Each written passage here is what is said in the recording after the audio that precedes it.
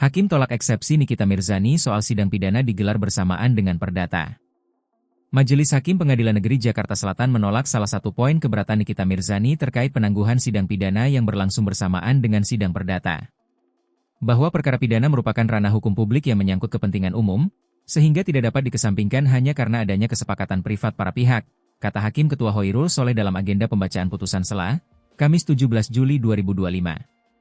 Merujuk pada putusan Mahkamah Agung nomor 1 tahun 1957, Hakim menyebutkan penuntut dalam perkara perdata tetap bisa dituntut dalam perkara pidana dalam waktu yang sama. Hakim juga menjelaskan perkara perdata yang sedang berlangsung tidak akan memengaruhi perkara pidana seperti yang diklaim oleh Nikita.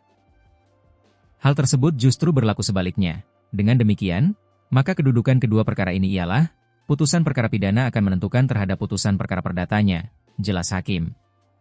Hakim juga menjelaskan dasar hukum pengajuan penangguhan oleh kuasa hukum pasal 81 KUHP, penuh keraguan-raguan tentang hubungan pengadilan perdata dan pidana maka dari itu, eksepsi Nikita dan kuasa hukum pun ditolak.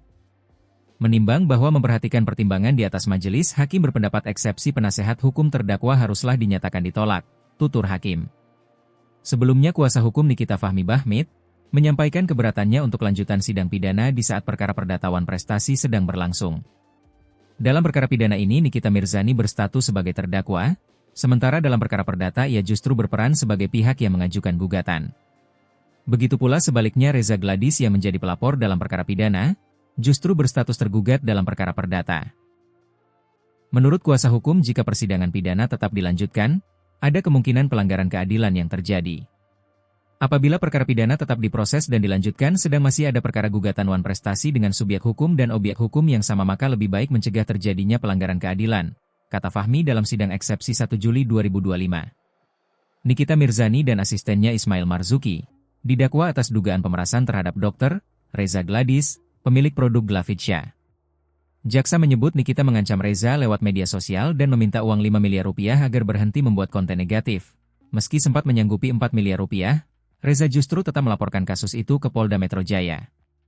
Nikita kini dijerat pasal 27B ayat 2 Undang-Undang ITE, pasal 369 KUHP tentang pemerasan serta pasal 3, 4 dan 5 Undang-Undang TPPU.